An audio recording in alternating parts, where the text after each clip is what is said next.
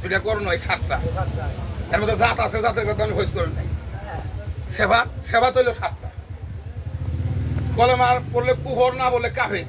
এটা পড়ার বস্তু না দেহার বস্তু? ওয়ারাক্কা নামে এক ভক্ত ছিল নবী করিম সাল্লাল্লাহু আলাইহি সাল্লামের। উহুদের ময়দানে যখন যুদ্ধে যায়, তখন ওই যুদ্ধে যায় তার অসুস্থ হয়।